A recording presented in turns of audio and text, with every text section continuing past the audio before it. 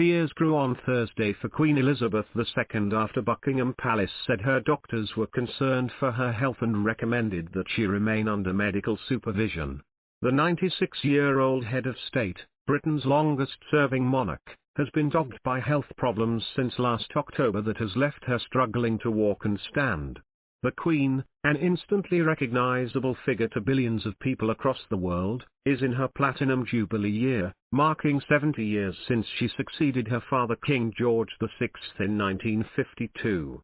All her children, heir to the throne Prince Charles, 73, Princess Anne, 72, Prince Andrew, 62, and Prince Edward, 58, were either at or heading to Balmoral, royal officials said. On Wednesday, the Queen pulled out of a planned meeting with her senior political advisers, after being told to rest. The previous day she held audiences at her Scottish Highlands retreat, Balmoral, with outgoing Prime Minister Boris Johnson and appointed his successor, Liz Truss. Following further evaluation this morning, the Queen's doctors are concerned for Her Majesty's health and have recommended she remain under medical supervision, Buckingham Palace said in a statement. The Queen remains comfortable and at Balmoral, the palace added. The palace statement about the Queen's health is highly unusual.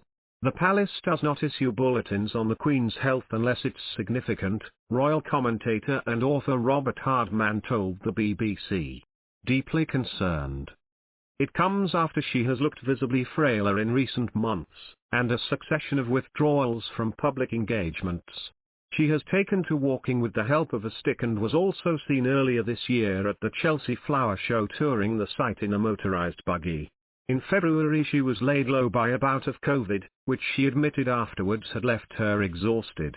Officially, the palace has said only that the Queen has been suffering from episodic mobility problems but given no further details.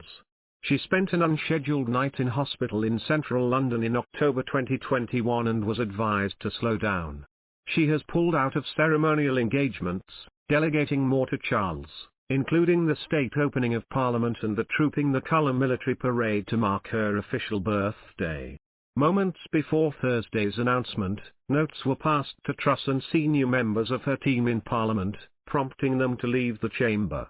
Truss tweeted almost immediately afterwards, "The whole country will be deeply concerned by the news from Buckingham Palace this lunchtime," she added. "My thoughts, and the thoughts of people across our United Kingdom, are with Her Majesty the Queen and her family at this time." Global figure.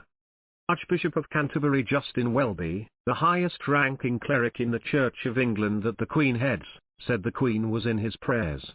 "May God's presence strengthens and comforts Her Majesty, her family, and those who are caring for her at Balmoral," he tweeted. Political leaders from Britain's devolved nations in Scotland, Wales, and Northern Ireland, also sent their best wishes. 4 days of public events were held in June to mark the Queen's record-breaking Platinum Jubilee, but she made only 2 appearances to acknowledge the huge crowds in central London. As well as the United Kingdom, the Queen is also head of state in 14 Commonwealth countries around the world, including Canada, Australia, and New Zealand. She also heads the Commonwealth grouping, which comprises 56 nations and takes in more than a quarter of humanity. For most of her subjects, she is the only monarch they have ever known, featuring on stamps, banknotes and coins, and immortalized in popular culture. But Britons were forced to face up to the reality that her reign in her twilight years, when her husband of 73 years, Prince Philip, died in April 2021, just weeks shy of his 100th birthday. In recent years, she has been forced to face a succession of scandals involving senior royals, including her second son Prince Andrew for links to the convicted paedophile Jeffrey Epstein. Grandson Prince Harry and his wife, Meghan, also rocked the palace by quitting royal life, and criticizing the institution, even accusing it of racism.